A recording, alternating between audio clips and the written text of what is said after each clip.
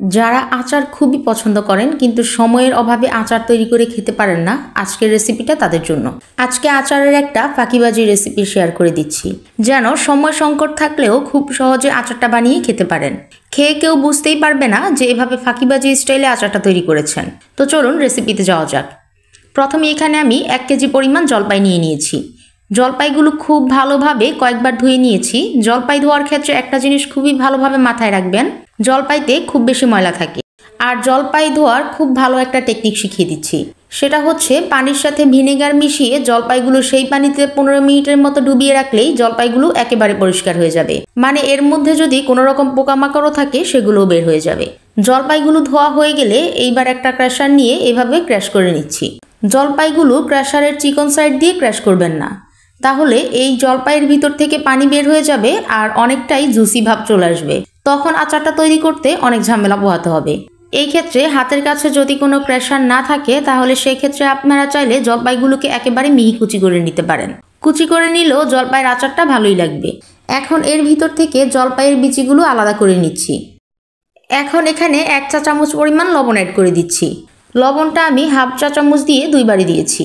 লবণের পরিমাণটা একটু বুঝে দেওয়ার চেষ্টা করবেন, কারণ এখন লবণের পরিমাণটা কম বোঝা গেলেও রোদে শুকানোর পরে যখন জলপাই থেকে সবগুলো পানি শুকিয়ে যাবে তখন লবণের পরিমাণটা একদম ব্যালেন্স হয়ে যাবে। এইবার একটা স্প্যাচুলার সাহায্যে জলপাইয়ের সাথে লবণটা খুব ভালোভাবে মিশিয়ে নিচ্ছি। এখানে লবণ মিশানোর সময় হাতটা ইউজ না করার চেষ্টা করবেন, কারণ হাতের ছোঁয়া লাগলে হয়তো লবণ থেকে পানি ছাড়তে পারে, তখন জলপাই থেকেও পানি ছেড়ে দিবে। তাই চেষ্টা করবেন কোনো চামচ কিংবা স্প্যাচুলার সাহায্যে লবণটা খুবই সাবধানে মিশিয়ে নেওয়ার জন্য। আচারে যদি কিছুটা মিষ্টি পছন্দ করেন তাহলে এখানে চাইলে আপনারা চিনি অ্যাড করে নিতে পারেন।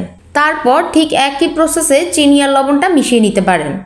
আজকের আচারে আমি কোনো রকম চিনি অ্যাড করছি না, কারণ আজকের আচারটা আমি সম্পূর্ণ টকই বানাবো। এখন আমি এরকম একটা ট্রে নিয়ে নিচ্ছি আর এর মধ্যে জলপাইগুলোকে পাতলা করে ছড়িয়ে দিচ্ছি। আমি এখানে 2টা ট্রের মধ্যে জলপাইগুলো ছড়িয়ে নিব, এতে করে জলপাইগুলো একেবারে ছড়িয়ে দেওয়া যাবে। এখানে পাতলা লেয়ার দিয়ে ছড়িয়ে নিতে চেষ্টা করবেন, তাহলে জলপাইগুলো শুকিয়ে আসতে সময় নেবে না।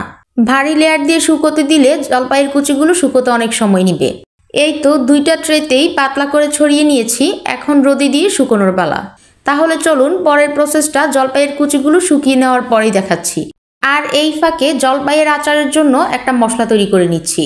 প্রথমেই দিয়ে দিচ্ছি 2 টেবিল চামচ পরিমাণ পাঁচফোড়ন আর 5-6টা শুকনো মরিচ। এখন হালকা আছে এই শুকনো মরিচ আর পাঁচফোড়নকে খুবই ভালোভাবে ভেজে নিচ্ছি। পাঁচফোড়ন থেকে সুন্দর একটা অ্যারোমা ছাড়া পর্যন্ত ভেজে নিব। এই মশলাটা আচারের স্বাদটাকে আরও দ্বিগুণ করে তুলবে, তাই এই মশলাটা কোনোভাবেই স্কিপ করা যাবে না।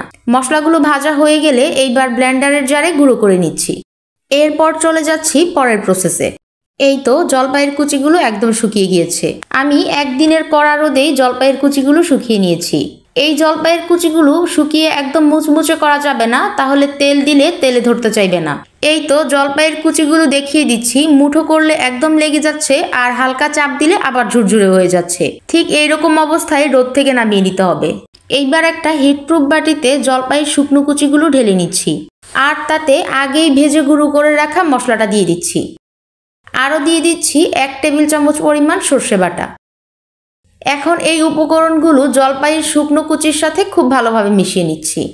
এই পাঁচফোড়নের গুঁড়া আর সর্ষে বাটাটা চাইলে আপনারা রোদে শুকানোর সময় একসাথে দিয়ে দিতে পারেন, তখন পাঁচফোড়নের গুঁড়ো আর সর্ষে বাটাটাও খুব ভালোভাবে শুকিয়ে যাবে। তবে সেক্ষেত্রে আমার মনে হয় এই সুন্দর অ্যারোমাটা আর পাওয়া যাবে না, মানে রোদে শুকোতে শুকোতে পাঁচফোড়নের যে সুন্দর একটা অ্যারোমা থাকে সেটা চলে যাবে। তাই আমি বলবো এই পাঁচফোড়নের গুঁড়া আর সর্ষে বাটাটা জলপাইয়ের কুচিগুলোকে রোদে শুকিয়ে আনার পরেই অ্যাড করুন। এখন একটা ফ্রাই প্যানে 1.5 কাপ পরিমাণ সরষের তেল গরম করে নিয়েছি আর তাতে 5-6টা শুকনো মরিচ দিয়ে দিচ্ছি। তেলের মধ্যে শুকনো মরিচটা ভাজার অবস্থা দেখে নিশ্চয়ই বুঝতে পারছেন তেলের টেম্পারেচার ঠিক কতটুকু আছে। তেলটাকে একেবারে ধোঁয়া ওঠা গরম করা যাবে না, মানে আমি ততটুকুই গরম করেছি যতটুকু গরম করলে শুকনো মরিচগুলো দিলে সাথে সাথে পুড়ে যাবে না, মানে হালকা হালকা বুদবুদ উঠবে। এইবার এই গরম তেলটা একটু একটু করে সাবধানতার সাথে জলপাইয়ের সাথে অ্যাড করে নিচ্ছি। এইবার খুব ভালোভাবে নেড়ে জলপাইয়ের সাথে মিশিয়ে নিচ্ছি। আচ্ছা, এখানে একটা কথা বলে দিচ্ছি, এই যে শুকনো মরিচগুলো দিলাম দেখলেন, এগুলো অপশনাল। আপনাদের যদি ভালো না লাগে তাহলে স্কিপ করতে পারেন। আমার কাছে আচারের শুকনো মরিচটা খেতে ভালো লাগে, সেজন্য আমি এখানে শুকনো মরিচ অ্যাড করেছি। এইবার এই গরম তেলের সাথে জলপাইয়ের কুচিটা রেস্টে রেখে দিব 15 মিনিটের জন্য। আর এই 15 মিনিটে জলপাইয়ের কুচিটা তেলকে খুব ভালোভাবে অ্যাবজর্ব করবে আর সেট হয়ে যাবে। আপনাদের কাছে যদি কোনো রকম হিটপ্রুফ বাটি না থাকে তাহলে চাইলে আপনারা এই সেম প্রসেসটাই ফ্রাই প্যানে করতে পারেন, মানে ওই গরম তেলটার সাথে সরাসরি এই জলপাইয়ের শুকনো কুচিগুলো অ্যাড করে দিতে পারেন, এতেও কিন্তু কোনো সমস্যা নেই। এই তো ফিরে আসলাম 15 মিনিট পর।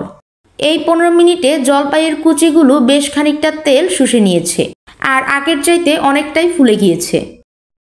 আপনারা যদি এই একই প্রসেস ফলো করে আচারটাকে ডুবো তেলে কোনো কাচের জারে সংরক্ষণ করেন তাহলে কোনো রকম ভিনেগার ছাড়াই এই আচারটা 1 বছর পর্যন্ত ভালো থাকবে। আচারটাকে ফ্রিজে রাখারও কোনো দরকার পড়বে না। তবে অবশ্যই মাথায় রাখবেন আচারটা কিন্তু ডুবো তেলে রাখতে হবে, মানে আচারটা সম্পূর্ণ তেলে ডুবে থাকতে হবে। এইবার আমি আচারগুলোকে কাচের জারে সার্ভ করে দেখাচ্ছি। আপনারা চাইলে আচারটাকে 2 দিনের কড়া রোদে শুকিয়ে নিতে পারেন, এতে করে আচারে খুব সুন্দর একটা কালার চলে আসবে। আশা করছি প্রতিবারের মতো এইবারের এই ফাঁকিবাজি আচারের রেসিপিটাও আপনাদের অনেক ভালো লেগেছে। বাসায় অবশ্যই একবার বানিয়ে ট্রাই করবেন, আশা করছি নিরাশ হবেন না। যদি রেসিপিটা ভালো লাগে তাহলে চ্যানেলটা সাবস্ক্রাইব করে রাখতে পারেন এরকম আরও অনেক রেসিপি পাওয়ার জন্য। আবারও দেখা হবে নতুন কোনো ভিডিওতে। আল্লাহ হাফেজ।